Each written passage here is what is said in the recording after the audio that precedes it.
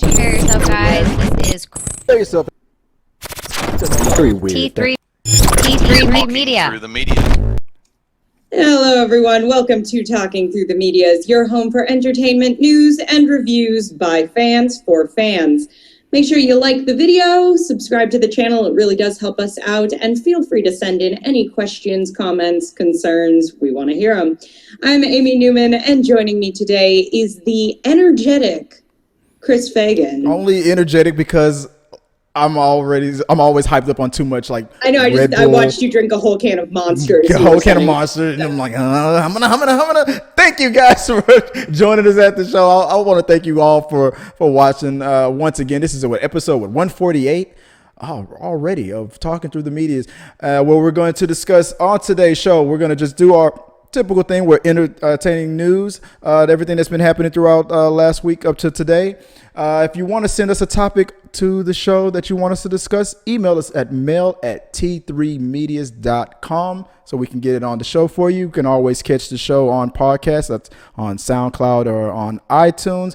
And we're going to get into trending topics and put some spotlights on things that we like to talk about. We're going to talk about throughout the week. When you comment here or send us a message at T3 Medias on social medias, maybe we'll discuss it on We Got Your Mail this weekend. So feel free to do that, if you will, if you please, if you don't mind.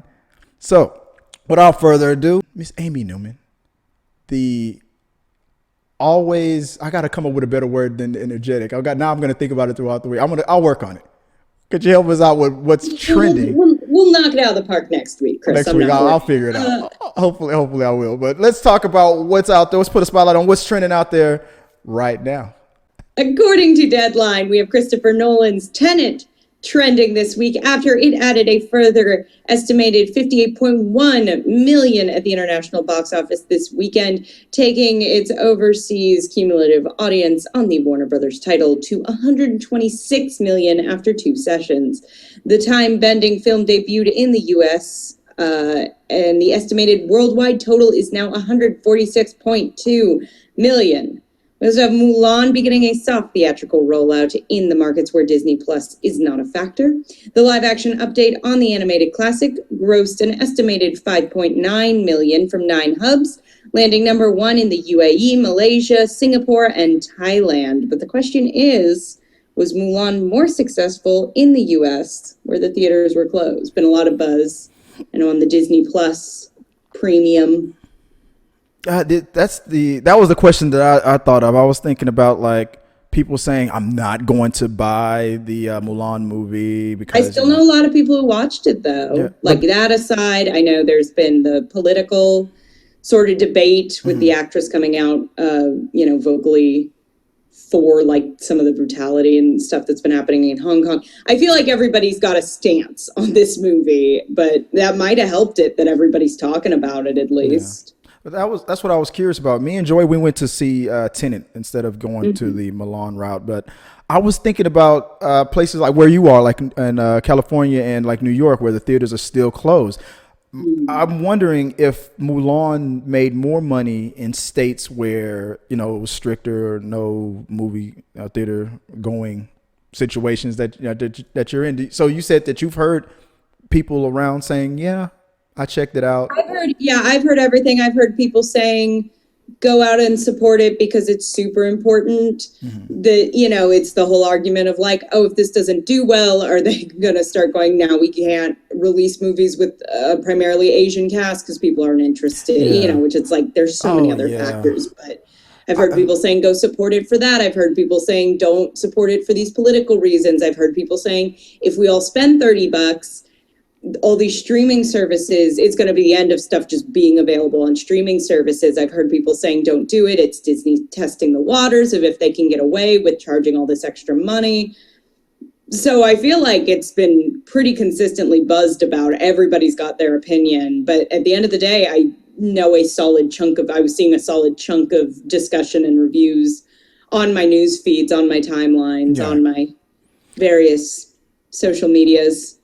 So, I think the buzz worked. And at the end of the day, people are looking for some entertainment right now. Right. So I'm living in one of those states that did have a slow rollout of movie theaters chains opening up. The AMC, that the new one that we have right around the corner from where I live, it's opened again, and they did just what we talked about right here on the show about 40% capacity, things like that. We were lucky, I guess, with the combination of Mulan, Labor Day weekend, what's the other streaming thing? The Boys season 2 also debuting on Friday at 9:30. We saw the last showing of Tenet at 9:30 at the AMC over where we live at, and me and Joy had the whole theater to ourselves, 100%. I'm shocked to hear that. And you know what? The funny thing is, we kept our masks on.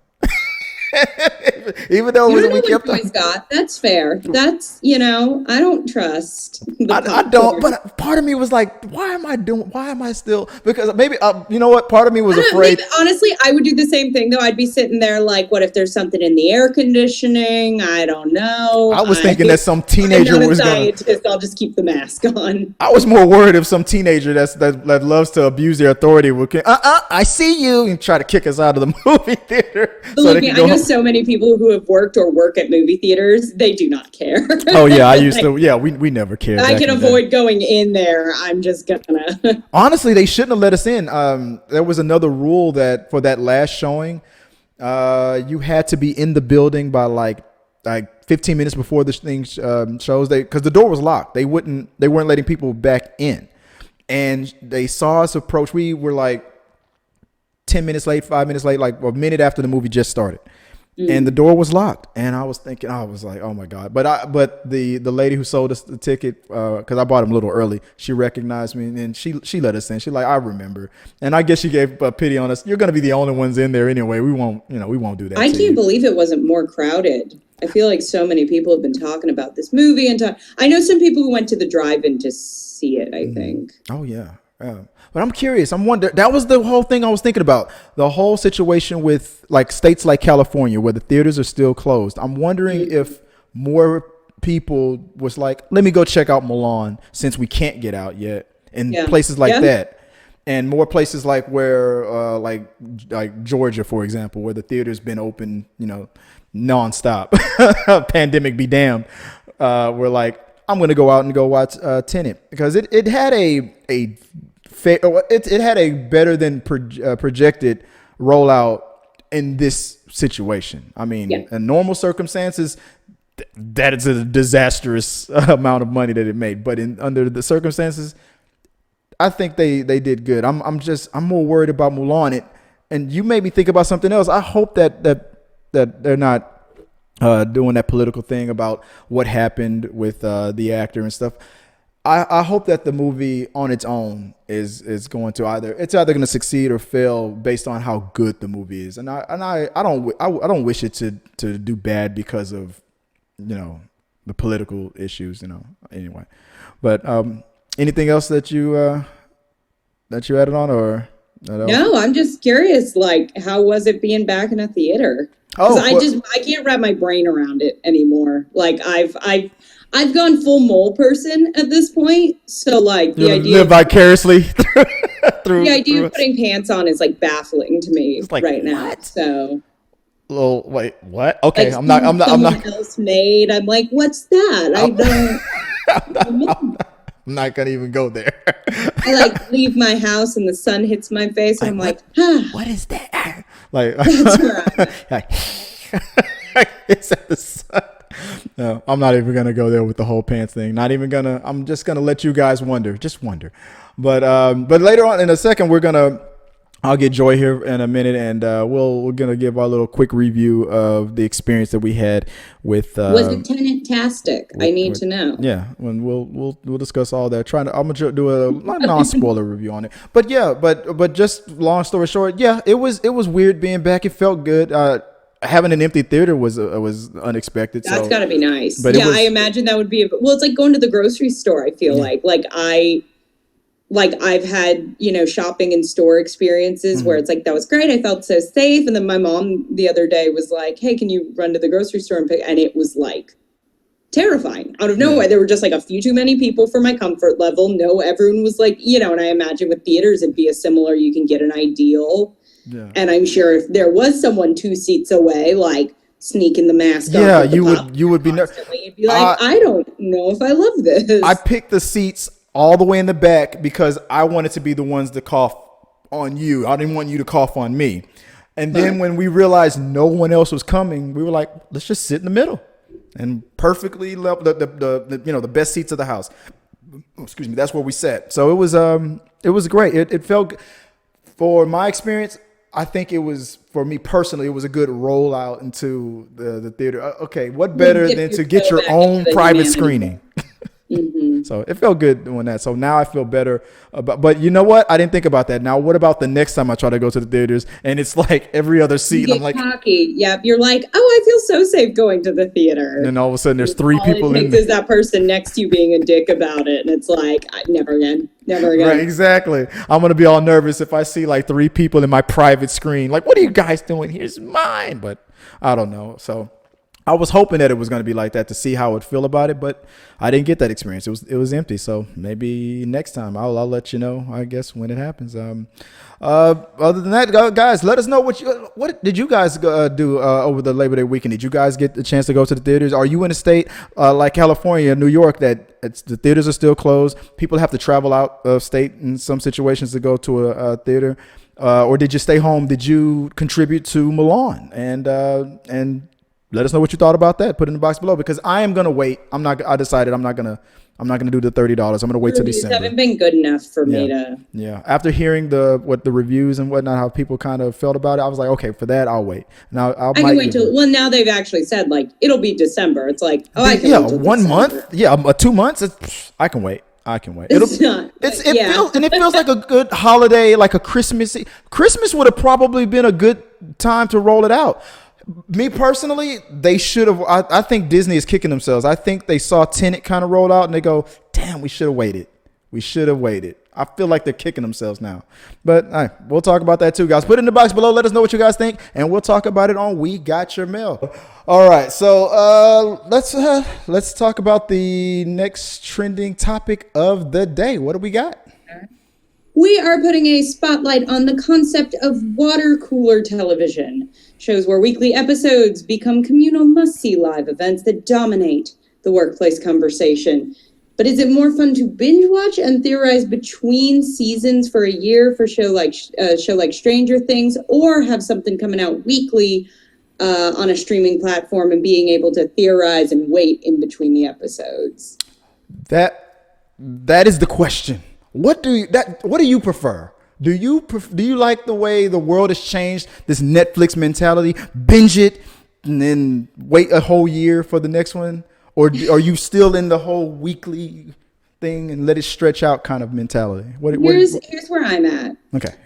I want to say week to week, make it last. It's so nice. I tend to like on stuff like that. I sort of miss the analog old school way of doing things. Right. But I have now gotten so spoiled that the second I watch a show that doesn't I'm like, what do you mean? I gotta wait. There's only an episode.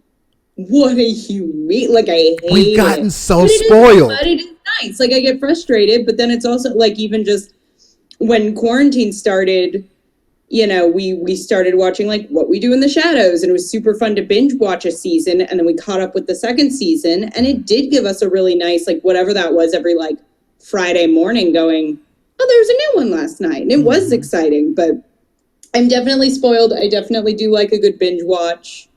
I do like being able to pace it out to my schedule, because it's like, I'm not big on like watching a season in a go, but being able to be like, oh, I have a couple hours, like, I'm getting caught up on this. I'm having a great time. I'm going to watch one more episode before bed. Right. I do think it's kind of preferable. And I do think, it does help that, like, I know what's going on. I'm not, because how many shows too have you like between weeks or between kind of gone, oh my God, I kind of forgot what happened there. I'm not as interested. Yeah.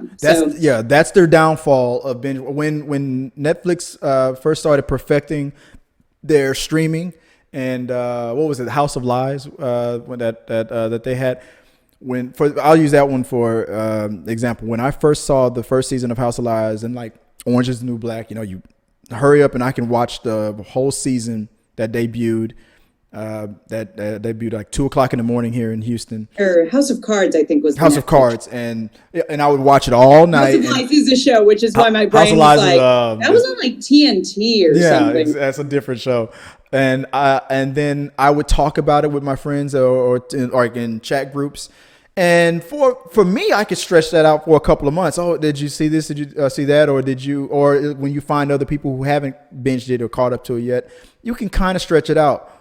But I feel like that was during a time when you were binging something and then you would be quick to binge the next thing. That was starting to become a fun thing. But now that there's so many different platforms, so many different shows now, it's turned into like hundreds and hundreds, if not thousands of options now that you can just stream. Forget regular TV. Now you've gotten to a point where it's like, do I want to even watch that? And like, do I have time to watch this? And do I have time to I'm watching? It's just so much. So now that shows like Mandalorian and other shows are starting to do the whole week by week thing again, taking us back to the roots of weekly episodes. I'm kind of happy for that. It's like, to me, it's like a breath of fresh air. You're talking about like when the Mandalorian came out, it wasn't a one and done. We only talk about it for a week and then nobody's talking about it again. For months, it was like, did you see this, the latest episode? Or did you see this? That conversation stretched out for a good chunk of time. And it felt good to me. I liked it. So I see the pros and cons on both. Yeah, I'm having a hard time taking a hard side. Like I said, emotionally, I like the idea of having to wait for something, but I know the reality of it, and I very much prefer just being able to crank through something in my time. Plus, I would argue the internet is kind of 2 points to this.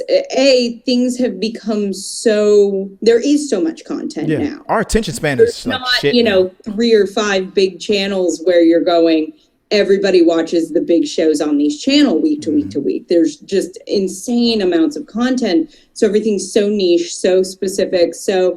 But I would argue that the internet allows that energy to still exist, but kind of eliminated the need for like the water cooler show. Right. Because like I've had shows I love where I like the first day they're out and binge watching it, and I'll go on like Reddit, I'll go on message boards, I'll go on channels like this, and there are people, if it's 8-hour-long episodes at 8 a.m. after they dropped it at midnight going, I watched all of it, oh my God, let's talk. So I do think there is a funny, like, that's still such human nature of like, if we're excited about a show, we want to find the other people who watched it and talk about what we thought.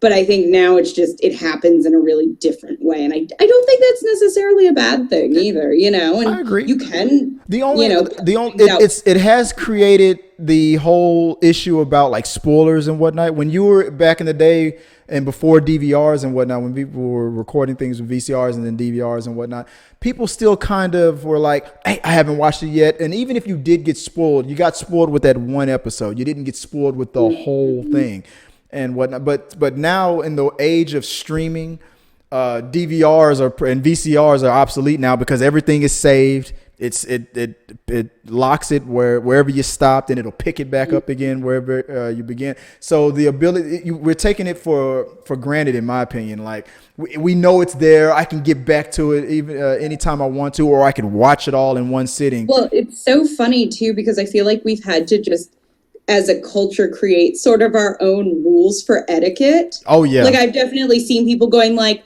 all right, it's been a month. Now you can kind of go with the spoil. Like we've sort of created our own like. Oh, that's a good topic. What? Okay, don't do it right. If you watched everything, when you're done at 8 a.m. the day it came out, give it at least a week or two. Let the people with a job like catch up. Well, that's a good topic. Let's go there. What are your rules on certain things? Like, let's talk about different scenarios. Like live TV, like a sporting event. I didn't see the Super Bowl last night. Don't tell me who won. How do you that's feel? front page news the next day. Yeah, exactly. That's like, dude, It was on free television. You knew it was coming. It's one day only. We're talking about it. I don't care. I don't care if you didn't see it. Too bad, Brian. I can't imagine. I can't help but picture someone on like November 4th. Like, wait, I recorded the election. Yeah, no spoiler. Am I moving to Canada? don't spoil it. Oh, I can see that. But what are your rules for like a Stranger Things season 4? It just dropped at 2:00 in the morning or midnight in California. You were planning on watching it in one sitting until the sun rose, but you didn't make it. And then at 10 a.m. in the morning, you turn your phone on. Wasn't it cool when the aliens came out and then Super Mario Brothers jumped out of that spaceship and destroyed the world? I love that third season. Yeah. So how would you feel about that? Like those situations? I'm pretty anti-spoiler. Meaning I get that there has to be, but I think within a reasonable chunk of time, there is just an etiquette of like, you can tag things. I've seen people do the like, here's what I thought about Stranger Things, and then think ahead to make it long enough that it's going to be a read more of like, click this if you want it. But sharing like memes and stuff that spoil big stuff, I think that's a couple months. Yeah. Sort of just, and it's like, whatever, it's your page, post whatever you want. But I think etiquette wise, it's like, give people a heads up if you're going to post like a major season spoiler. Give that a month or two. Give people a chance to catch up. I get that there has to be a bit of a point where it's like, dude, we're talking about this. Like, I know what happened at the end of Sixth Sense. Like, I get it. It's 2020. But stuff like Stranger Things, I think within a couple months. Yeah. Like when a movie comes out like a month or two afterwards, then it's fair game. Like it's fair use right now to talk about this. Yeah. And like I said earlier, with the whole, when it's a week by week thing, if you're spoiled on episode 3 because you heard somebody talking about it, well, then you still have another surprise that might be coming up in episode 4 and so episode 5. You have 1 hour of TV to watch in a week. Right, exactly. So it's a little. It was a lot better back then. If you got spoiled on something, at least.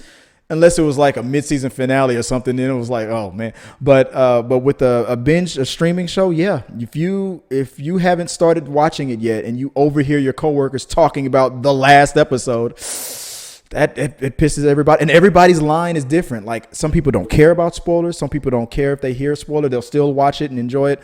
I'm kind of there sometimes. Mad if they know there is a spoiler. Yeah. People don't like. I know people who are like, no, don't tell me that there's a spoiler in it because now I'm going to be waiting for like a twist the whole time. Yeah. But dude, there's the fact that you haven't even watched. Of course, there's a spoiler. You haven't watched anything yet. Have you seen a movie? Yeah, the first minute is a spoiler. Like, there were credits. Oh, spoiler alert. Like, people are that sensitive. Don't tell me that there were whoa, what? That train came right at the camera. Spoiler. Right.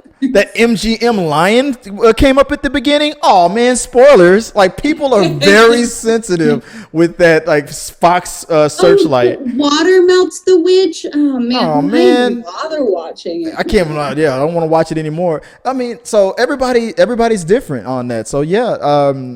So I'm kind of, you know what? I'm appreciative of either or. If it's the week by week thing, I can reset my brain back to a time where television ran like that, and at 3:00 in the morning, TV just ended, and there wasn't like a billion, shows to watch on cable and whatnot. Or if it's we're gonna throw it all at you at once, I'll set myself up for that. There's a chance that this could be spoiled for me, and I'll prep myself, stuff like so. I'll get myself ready depending on what the situation is. So that's where I am. And honestly, I could argue for the week by week thing because I do think it's cool. There's so much TV shows that I could technically be watching week by week. I don't. I'm usually like, I'm watching like 8 other things. I will get to this later, and I end up just watching it when it's all released. Right. Anyway, so moot point. Do what you want. My friend Joe Perez, you just got Netflix. He's the biggest monster sci-fi conspiracy theory nut that I know, and you still haven't started watching Stranger Things. Dude, What the hell are you waiting for? Get on it, bro. I don't know what my friend's problem is. So I mean, like he's been spoiled on a bunch of things, but he doesn't care. Like, dude, if get on it.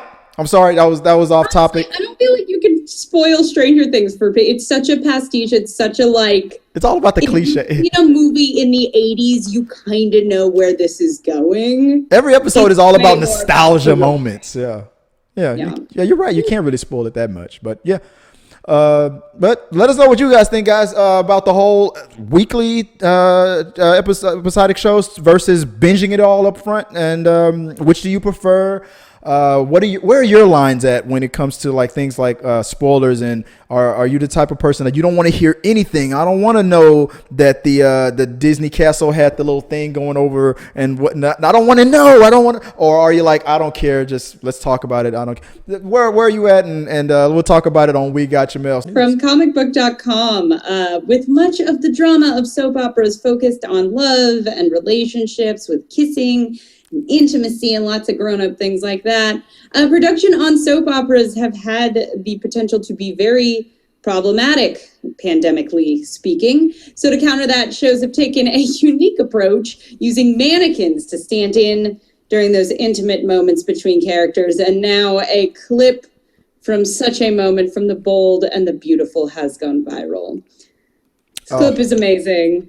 It's very funny. I will say, like, props, because they do it just well enough that it's like, I think I would have caught that, but if you're not paying attention, it's not like, whoa! It's like, they do a good, he leans in, they have her talking, him talking, he leans in for the kiss. And then all of a sudden there's a stiff board, like, almost the back of the head. The actor goes for it. I give him credit. He's either a really good actor or a bit of a freak, but like...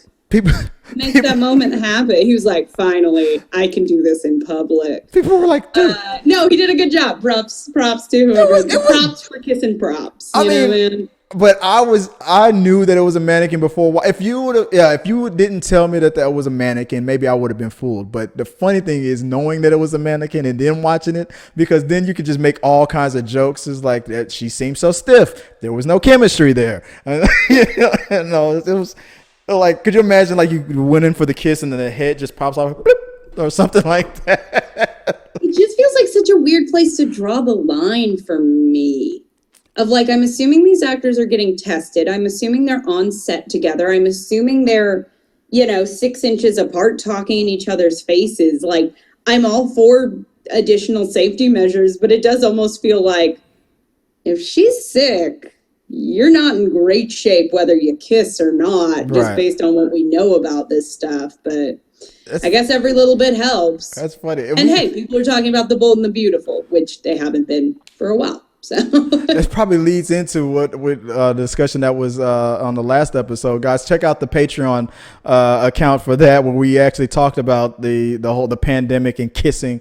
So that's a little tie into that. So if you want to check that discussion out, check that out too. But it's now this just it just makes me wonder what's the next step, because one of the other things that soap operas are known for is the whole, like, after the kissing scene, when we come back to those characters, they're usually like in bed the morning after, and they're having their little discussion, about how I'm actually the evil twin, or whatever the hell they're talking about and stuff. So what are they gonna do in those situations where it's like, let's record a little sexy time? Are we gonna just pan away to the curtains a little sooner than we normally do, or are we gonna have some kind of like a doll kind of scenario?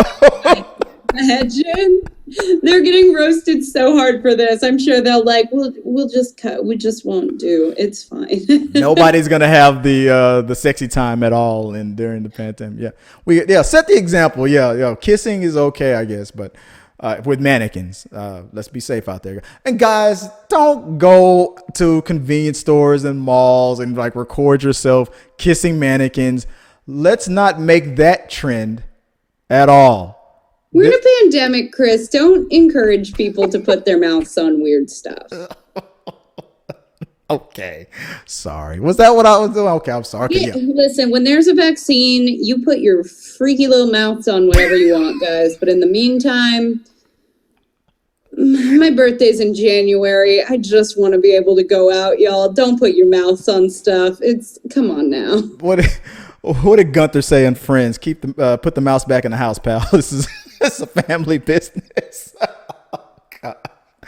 Oh man, the question is, what do you guys think about this whole thing? Did you see this whole thing? If this is the first time, I highly recommend Googling it if you haven't seen it. Recommend checking out that tweet, that video. It is hilarious. I love it. This whole Weekend at Bernie's kind of way of doing soap operas is hilarious. I'm now curious if any other like types of TV shows or movies are going to take this on, because it actually works. It makes sense in a weird way, but it's just so weird. There's just so many jokes that are there, so it's kind of awkward. But hey, if they like put your best foot forward, make it work. Hey, if you like it, I love it. But guys, let us know what you guys think about that. Comment below, put in the box below, and we'll talk about it on We Got Your Mail. So without further ado, let's go into some breaking news from one of our subscribers. This is the part of the show where we discuss one quick thing that came in from the comment section from one of our subscribers. So we had a chat. We've been discussing, as many people have, sort of what the next movie will be looking like for the Black Panther franchise. And after Chadwick Boseman's passing. So we had one of our viewers, Melissa Galvalizi, on the channel in response to that video saying, Nakia, T3 Media's That Would Be You, Chris, said, I wouldn't bet on it, but Melissa Galvalizi says it was touched upon in the first film. Also, Lupita Nyong'o can carry a franchise by herself, and the rest of the cast, of course. But she's T'Challa's wife, it makes sense. Well, but if you kill off the T'Challa character, what happens to her and some other characters? I will say, I think that's the first person I've seen pushing that character as the next Black Panther. I've seen some really valid arguments for cast a new T'Challa. I've seen good arguments for bump up like Shuri or Killmonger, but this is a new one. It's something I wouldn't have a problem. Just like Shuri, there's something I wouldn't have a problem with further down the line after we have more stories and discussions and moments with T'Challa, especially between T'Challa and Shuri and with Nakia and whatnot. Further down the line, that's why I'm not opposed to recasting.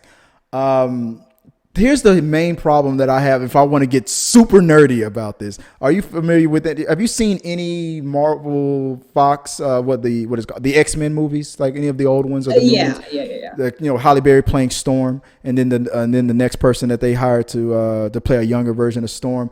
Now here's the thing, guys. Now if you've watched any of my other topics on this channel about T'Challa, if you're a comic book follower, you know that in the Marvel universe, in the comic books, Storm and T'Challa get married at one point in their career. So if we get rid of T'Challa this soon, and now that Marvel has just acquired those characters back from Fox and Disney now owns these characters, this property again, that storyline is gone. So if any of you guys hoping that T'Challa will ever meet Storm, get married, and play that little storyline out, if we get rid of the T'Challa character this soon, that whole thing is. Now I know I'm campaigning now. I'm like saying, like, would I be against Nakia taking over as the Black Panther? No, not just like I wouldn't be against Shuri taking over, because like you said, the Lupita Nyong'o was. She definitely probably could carry the mantle, but they didn't get married at the end, did they? That was just his girlfriend. They didn't marry. Yeah, I know they're romantically linked. They were linked, but I don't think they married yet at the movie. So it seems I think Shuri or Killmonger just feel like more. Well, it happens in the comics, from what I understand, is both of them take over as Black Panther at some point. So. If I know anything, it's like putting a woman in that role would already be, like, I hate to say it, but I've seen us go down that path, and people are generally quick to not be thrilled with those decisions. Right. And I think if there is an actual hey, this happened in the comics. We're just, it just felt like the correct choice based on that. Right. I think people would take a lot more kindly to it than kind of feeling like this came out of nowhere. Like, she's a great actress, but is this the right choice? That's right, exactly. And I feel like if we do a continue T'Challa's story, like in a part 2, then into a part 3, and then it just leads into that because maybe that's where it was going to go anyway. Then enough time. But I just feel like we've only scratched the surface of T'Challa, the character T'Challa's story. So that's why I'm not opposed to recasting. I'm not opposed to Shuri or Nakia taking over. But damn it, I want to see, now that we have the X-Men, I want to see them play that story, that possible story out with Storm. They're both, the Storm character was born and raised in Africa. In the comic book, they knew each other as kids. And eventually, as in their adult lives, they got married. Now Wakanda and the X-Men, they're a big old crazy family now.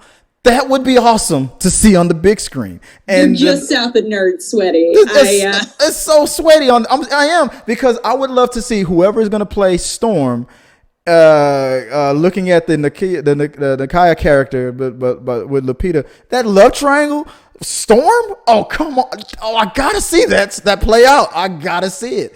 I'm not saying that I wouldn't be opposed to Lupita winning or eventually getting her man and and winning and whatever. But I gotta see it. If there's any reason for us to continue with Black Panther with T'Challa, it's that. We just got the X-Men in, guys. I'm just being selfish. That's just me. Any other things that you want to add on to it besides wiping away all my sweat? I feel like you got nerd sweaty enough for the both of us. No, that's just me, guys. I that's where I'm at on it. But but thanks, Melissa. That I see your point on it, and like I said, I wouldn't be against it, but I gotta be selfish on it. I gotta pull a veto on that one if I was in charge on it, which I'm not, and it's probably a good thing that I'm not. But that's where I am. Guys, so that'll do it. That's the show, guys. Thank you guys for watching, and we appreciate it. If you like what you saw, hit the like button. Let us know what you guys think in the comment section. Like I said, we might talk about it on We Got Your Mail whenever you send a comment, or if you hit us up at T3 Medias on our social media platforms, on Twitter, Facebook, on Instagram, even on TikTok, as long as that's a thing. I'm your host, Chris Fagan. You can find me, Chris Fagan 1980, on Twitter and on Instagram. I'm with the one and only you lover on reactions, Bill Burr enthusiast, Amy Newman. Where can people find you online if they want to talk to you? I am on Instagram at amy.n.newman23. Woo! Yeah. And on... Like that happened. No, it's not. Chris. I'm gonna say Amy. I'm gonna say it's Amy. Amy.n.newman. My brain broke. I'm on Instagram at amy.n.newman, on Twitter at amy_n_newman. So come watch me have a nervous breakdown in real time. I'll live tweet it. It'll be fun. And as always... Wait, I have one. Well, go for it. Talking to the Medias was taped in front of a live studio audience of sexy mannequins just waiting to be kissed. Ooh. If you like what you saw, make sure to subscribe to the channel and please drop a like on this video. It really does help us. Also, don't forget you can turn on notifications so you don't miss a single review, react, why is that trending, or we got your mail.